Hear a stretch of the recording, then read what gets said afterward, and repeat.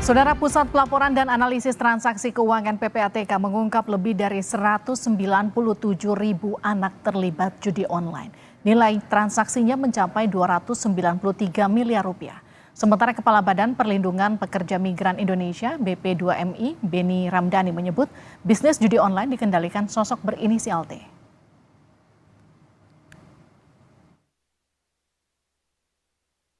Pusat Pelaporan dan Analisis Transaksi Keuangan PPATK mengungkap ratusan ribu anak-anak Indonesia terlibat judi online. Kepala PPATK Ivan Justiawardana menyebut lebih dari 197 ribu anak usia 11 hingga 19 tahun bertransaksi judi online. Nilai depositnya mencapai 293 miliar rupiah. Data PPATK juga mengungkap ada 1.160 anak di bawah usia 11 tahun bertransaksi judi online dengan nilai transaksi 3 miliar rupiah. Anak usia 11 hingga 16 tahun yang bertransaksi judi online mencapai lebih dari 4.500 dengan nilai transaksi 7,9 miliar rupiah. Sedangkan terbanyak anak-anak usia 17 hingga 19 tahun sebanyak 191.000 lebih melakukan 2,1 juta transaksi judi online dengan nilai transaksi mencapai 282 miliar rupiah. PPATK juga mengungkap anak-anak terlibat judi online terbanyak di Provinsi Jawa Barat dengan jumlah mencapai 41.000 dengan nilai transaksi 49,8 miliar rupiah. Sementara untuk tingkat kota atau kabupaten, anak-anak yang paling banyak terlibat judi online berada di kota Jakarta Barat. Di Jakarta Barat ada 4.300 anak terlibat judi online dengan nilai transaksi lebih dari 9 miliar rupiah. Kami menemukan memang luar biasa banyak transaksi yang terkait dengan anak-anak yang melakukan judi online. Itu bisa by concern atau memang keinginan dia sendiri, tadi disampaikan itu bisa terkoneksi dengan yang namanya game online, atau memang tujuannya data anak itu dipergunakan dengan menggunakan rekening QQ dan segala macam untuk kepentingan judi online. Anak-anak yang terlibat dalam judi online berpotensi menjadi anak yang berhadapan dengan hukum. KPAI berharap aparat hukum melakukan pendekatan sesuai Undang-Undang Sistem Peradilan Anak. Anak-anak yang terlibat di judi online ini akan berpotensi dengan anak berhadapan dengan hukum, kemudian berpotensi mengalami stigma karena situasi keluarga, kemudian akan berpotensi mengalami eksploitasi karena mungkin saja karena bapaknya penjudi maka anaknya juga diajak, karena bapaknya penjudi maka anaknya diminta menampung hasil judi itu. Nah, oleh sebab itu tentu menjadi perhatian kami dalam pengawasan. Jika anak terlibat, katakanlah anak berhadapan dengan hukum, kita berharap aparat hukum melakukan pendekatan dengan Undang-Undang Sistem Peradilan Pidana Anak. Hingga kini pemerintah belum mampu memberantas judi online secara tuntas. Badan Perlindungan Pekerja Migran Indonesia atau BP2MI menyebut banyak pekerja Indonesia dipekerjakan di bisnis judi online di luar negeri. Kepala BP2MI Beni Ramdhani menyebut bisnis judi online dikendalikan sosok berinisial T. Saya menyatakan di depan Presiden, Panglima TNI dan Kapolri sebetulnya sangat mudah untuk menangkap siapa aktor di balik bisnis judi online di Kamboja dan siapa aktor di balik scamming online. Saya cukup menyebut inisialnya T aja paling depan lah. Yang kedua saya nggak perlu sebut, dan ini saya sebut di depan Presiden.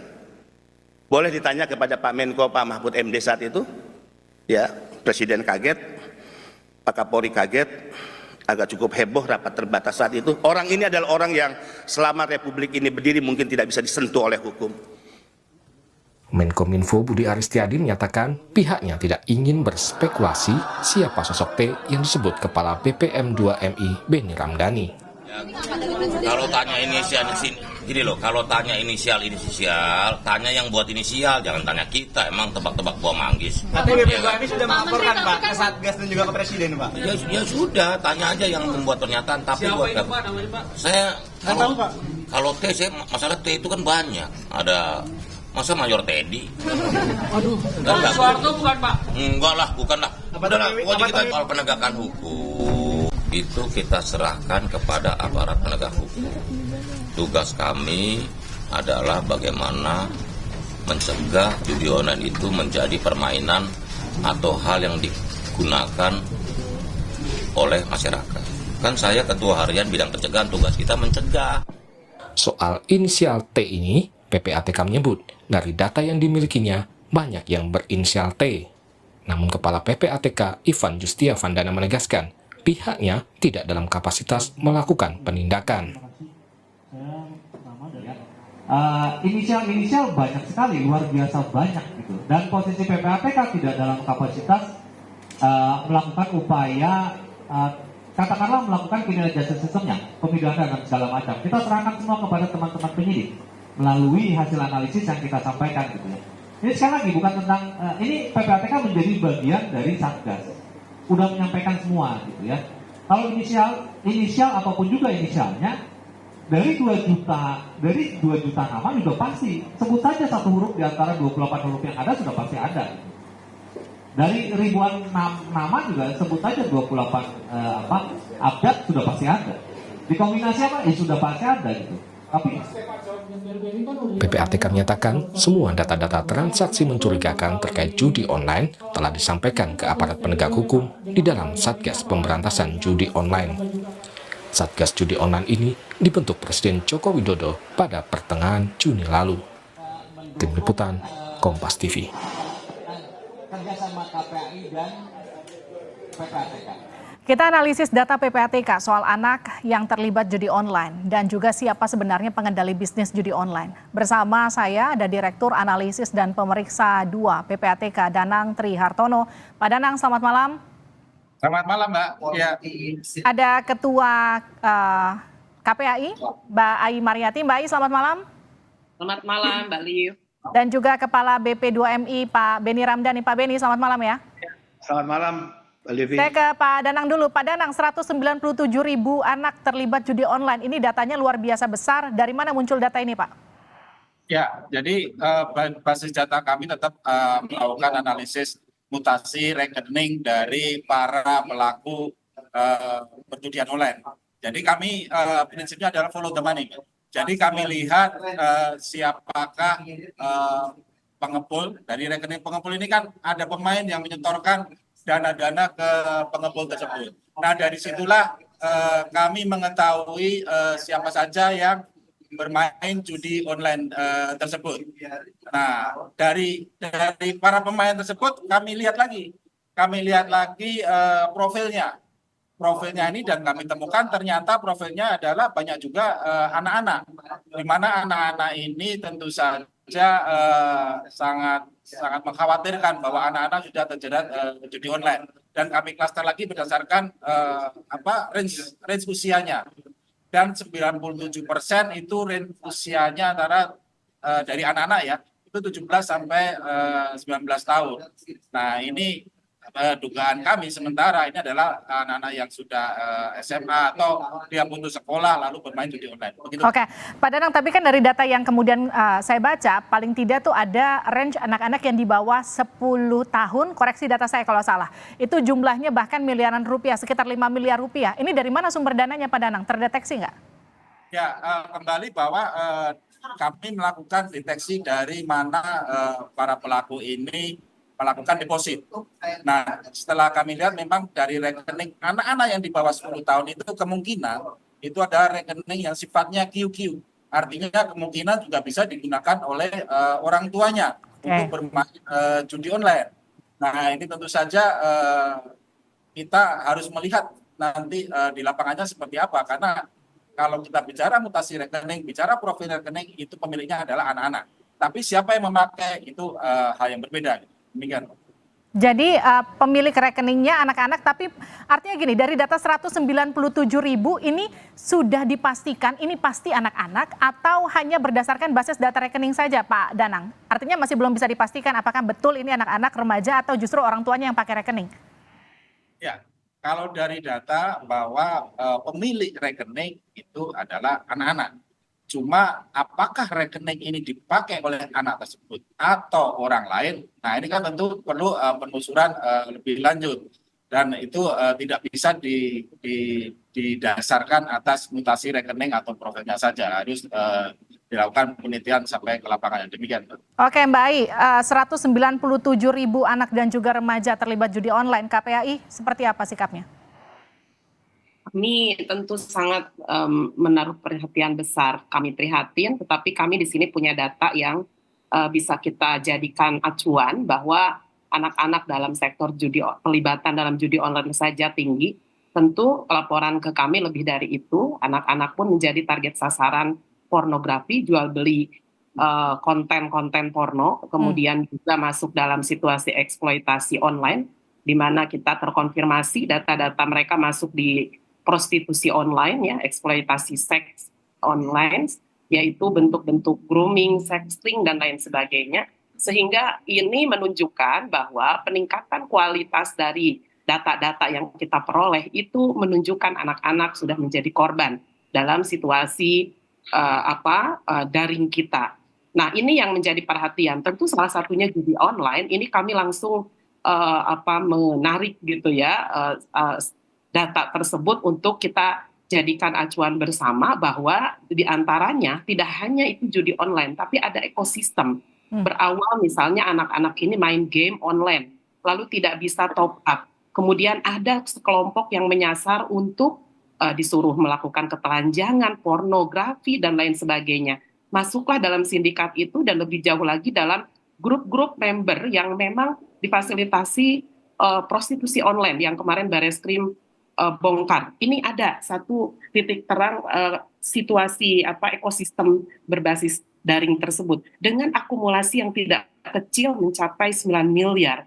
Nah, tentu saja kalau saya melihat ada perputaran sedemikian sistematis, kemudian diketahui ada usia ya dalam hal ini, saya mengapresiasi PPATK sampai detail pada usia, menunjukkan peta kerentanan dan situasi anak-anak kita masuk di dalam pelibatan judi online.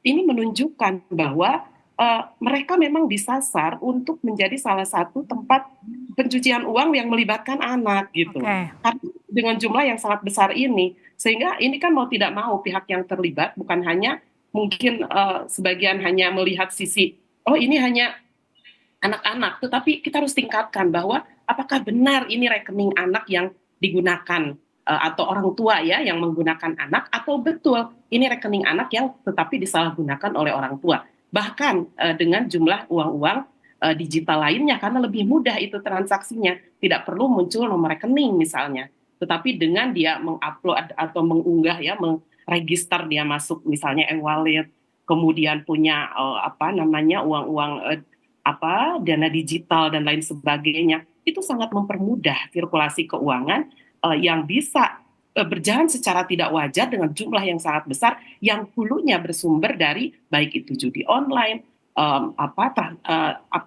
situasi eksploitasi online ya karena banyak jenisnya, dan kemudian prostitusi online. Ini yang menjadi titik terang bagi kami. Data dari PPATK harus menjadi data bersama untuk dijadikan acuan bahwa kedepannya anak-anak kita harus dicegah masuk dalam situasi menjadi pelaku aktif, ya, dengan menjadi anak-anak yang berkonflik hukum. Ini yang kemudian urgensi dari kami melakukan MOU ya, bekerja sama, sehingga tadi apa yang dilakukan PPATK dengan investigasi follow the money itu mesti ditindaklanjuti oleh berbagai pihak. Bukan hanya diblokir, bukan hanya sampai pada titik dia diketahui, tetapi dilanjutkan. Pemblokiran selama ini data-data rekening itu sudah sampai mana? Sehingga saya menyambut baik, mau inisial A, B, C, sampai T, harus ditindaklanjuti, bukan hanya diumumkan. Ini tentu yang menjadi kepentingan bersama, karena peta dari kerentanan anak jelas sudah melanggar hak anak, dan jelas juga sudah menimbulkan kekerasan yang berkelindan dan bahkan tereksploitasi anak-anak kita di dalam situasi dan kondisi ranah daring ini. Oke, saya ke Pak Beni. Pak Beni, bukan hanya diumumkan tapi ditindaklanjuti. Jadi ketika Anda mengumumkan ini di rapat kabinet kala itu, apa respon dari Presiden, Menko Polhukam, dan jajaran? Yang pasti kritik saya tentu negara ini terlalu lama ya, lebih senang berbasa-basi, kemudian juga hal-hal yang bersifat deklaratif ya, seremonial. Padahal yang dibutuhkan rakyat kan bukan itu. Tindakan nyata, action, di mana negara hadir. Negara tidak boleh kalah melawan sindikat dan mafia atas nama apapun. Hukum positif negara tidak boleh dikalahkan oleh hukum rimba para mafia. Karena kita tahu persis ada adagium yang mengatakan Ketika kita mengetahui terjadinya sebuah kejahatan, maka kita membiarkannya, maka kita adalah bagian dari kejahatan itu sendiri. Ada dua hal yang ingin saya sampaikan, Mbak. Di satu sisi tentang inisial T. Sebetulnya ini sudah saya sampaikan dalam ratas ya di istana, lengkap Presiden, Wakil Presiden hadir, 2 Menko hadir, Pak Mahfud juga Pak Muhadjir, kemudian Panglima TNI, Kapolri, Menlu, Menaker, termasuk saya, Mensesnek, Mensekap hadir. Agendanya tanggal 3 Agustus 2003 adalah terkait tindak pidana perdagangan orang. Dan saya menyampaikan paparan 15 menit. Beberapa hal yang saya sampaikan adalah, pertama, saya katakan telah terjadi pembiaran yang begitu lama. Bayangkan, Mbak, ya 4 tahun saya memimpin BP2M itu 2.600 peti jenazah masuk ke tanah air ini. 2-3 peti jenazah. 3.600 yang sakit, cacat secara fisik, hilang ingatan, depresi ringan, depresi berat, dan 110.000 deportan. Apakah kita tidak marah melihat anak-anak bangsa yang menjadi korban perdagangan manusia dan negara lalai, abai, bertahun-tahun?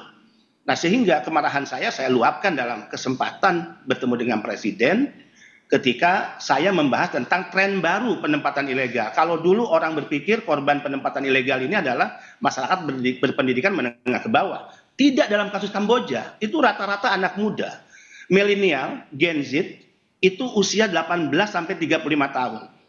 Tahun 2020 sampai 2023 sudah 3.703 orang yang dikembalikan oleh negara. Yang mereka berangkatnya secara tidak resmi, korban penempatan ilegal. Dan data dari perwakilan sekarang yang ada di sana ada 17.000 yang sudah lapor diri dan kemudian 69.000 izin tinggal, artinya 86.000, 60% bekerja di sektor judi online dan scamming online dan juga di industri yang mensupport ya judi online dan scamming online. Pak Beni, maaf saya potong, saya potong. Kalau tadi kata Anda ada ribuan anak muda yang kemudian bekerja di Kamboja terlibat judi online dan scamming online, ini mereka sudah mengetahui dari Indonesia mereka akan bekerja di bidang judi online dan scamming online di Kamboja? Ya. Indonesia tidak menjadikan Kamboja sebagai negara penempatan. Kita tidak punya MOU dan Undang-Undang 18 2017 melarang penempatan ya untuk bekerja di sektor yang dilarang oleh undang-undang negara kita. Walaupun mungkin di negara Kamboja khusus untuk judi online legal, walaupun scamming online-nya ilegal. Nah, yang kedua, saya ingin klarifikasi. Ada misleading teman-teman media fokus kepada inisial T, fokus pada judi online, padahal concern saya sebagai kepala BP2MI adalah perdagangan orang yang melibatkan sindikat dan mafia yang saya selalu sebut. Saya katakan depan Presiden tanpa basa-basi, saya nggak suka basa-basi. Pak Presiden, kenapa sindikat penempatan ilegal tidak bisa disentuh oleh hukum? Karena mereka di-backingi oknum-oknum yang memiliki atributif kekuasaan di negara ini. Ada oknum TNI terlibat, oknum Polri terlibat, oknum kementerian lembaga terlibat, dan oknum di badan yang saya pimpin terlibat. Saya sudah memecat 2 orang, saya memberhentikan 30 orang. Semua staf di Bandara Soekarno-Hatta. Nah, artinya negara saatnya hadir ya. Jangan ini misleading, terjadi penyesatan hanya fokus seolah-olah judi online-nya, dan itu bukan tugas saya, tugas kementerian lain ya, tapi saya concern kepada penempatan tidak resmi ilegal yang paling mudah sebetulnya untuk mencegah, karena kita tahu kok ya siapa yang mengendalikan bisnis judi online di sana. Lakukan ya penyidikan, kemudian hukum ditegakkan, hukum yang progresif dan revolutif ya, tangkap semua orang, penjarakan. Negara nggak boleh kalah menghadapi sindikat dan mafia ini. Gini Pak Beni, ketika kemudian tadi Anda katakan ada bisnis judi online yang melibatkan anak muda di sana, yang jadi pertanyaan saya gini, sampai sekarang pemerintah bahkan kan membentuk Satgas Judi Online. Kalau tadi Anda katakan pemerintah kita lebih suka hal-hal yang bersifat deklarasi begitu, apakah Satgas Judi Online juga menurut Anda nggak efektif? Ya mudah-mudahan efektif, saya berdoa ya, karena banyak satgas. Kita punya gugus tugas ya pencegahan dan penanganan TPPO, 900 orang ditangkap. Ini kan hanya ikan teri, tidak menyentuh bandar-bandar besar. Yang bandar-bandar besar penempatan ilegal itu saya juga sudah serahkan ya kepada teman-teman di penegak hukum. Saya berharap mudah-mudahan judi online adalah satgas beneran, bukan satgas jadi-jadian. Itu harapan sebagai anak bangsa. Kalau sikap saya berbeda, ya bahkan terlalu keras melakukan kritik terhadap peran kementerian lembaga, saya selalu meyakini secara prinsip bernegara bahwa saya disumpah atas nama Tuhan dan agama, saya ditumpah atas nama konstitusi negara, saya anak buah presiden di kabinet yang harus menyampaikan hal yang benar, dan saya direkomendasi ke kabinet oleh partai politik saya. dengan visi tujuan partai politik saya adalah tujuan yang banding lurus dengan tujuan negara. Jadi nggak ada lah kekhawatiran saya untuk memaksa saya berbahasa-basi dalam masalah ini. Saya ke Pak Danang. Pak Danang, jadi kalau tadi Pak Beni katakan ada banyak transaksi judi online dari mulai pekerja ilegal yang ada di Kamboja, yang jadi pertanyaan saya, PPATK juga punya data soal ini, Pak Danang? Soal data transaksi judi online yang terupdate seperti apa? Ya, jadi prinsip kami adalah melakukan follow the money. Jadi setelah deposit ke rekening pengepul, lalu dia masuk lagi ke atas rekening leader, lalu badai kecil, dan dia di situ dicampur bukan hanya dengan tindak pidana judi online saja, tapi di situ dicampur dengan berbagai macam tindak pidana melalui perusahaan cangkang, melalui perusahaan-perusahaan yang tidak mempunyai operasional, lalu dananya dikirim ke luar negeri. Nah, di sini kan menyulitkan untuk mengkoneksikan antara tindak pidana asal dengan pencucian uangnya, di mana itu adalah tantangan bagi penyidik. Lalu yang kedua adalah mengkoneksikan bahwa rekening-rekening yang dari pengepul sampai nanti ke luar negeri ini, dan di luar negeri ini siapakah beneficial owner-nya? Ini kan pertanyaannya seperti itu.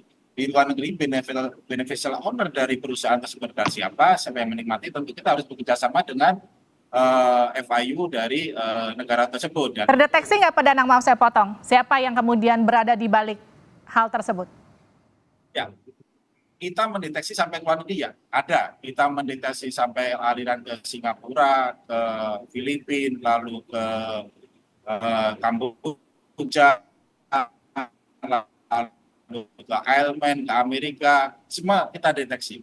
Tapi kembali bahwa ini siapa, untuk siapa uang ini? Nah, ini yang dari pekerjaan yang tidak mudah, karena memang di luar negeri ini kewenangan antar FIU ini berbeda-beda. Kewenangan PPATK bisa sampai misalnya menelusuri rekening-rekening, kemungkinan di FIU negara lain ini tidak memiliki kewenangan tersebut, dia hanya berdasarkan database.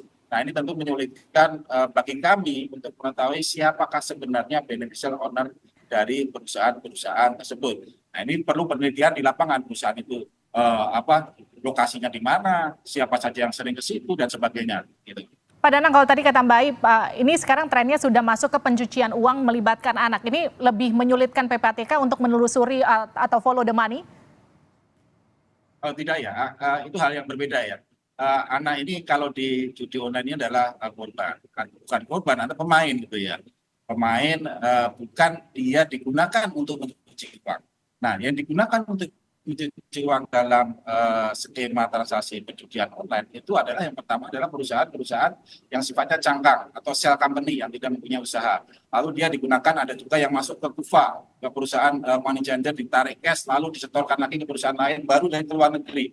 Ini kan sudah bercampur dengan berbagai macam dana yang tidak jelas lagi sumbernya benar-benar pure satu dari hilir ke hulu judi online semua, enggak seperti jadi hasilnya banyak itu. Saya ke Mbak Aib. Jadi harapannya kan pemerintah nggak cuma bisa mendeteksi, tapi juga bisa ikut mengatasi, bereaksi, seperti apa kemudian nanti pencegahan ke depannya. Jadi sejauh mana nanti tindak lanjut KPAI setelah membaca data-data dari PPATK ini? Ya, pertama penguatan pencegahan, ya, level keluarga, sekolah, dunia pendidikan, masyarakat, juga peran serta pemerintah daerah itu harus hadir. Yang kedua, ini soal transaksi seksual ya kepada anak. Dan kita seringkali stuck di siapa pembeli seks anak dengan jumlah akumulasi yang sangat besar.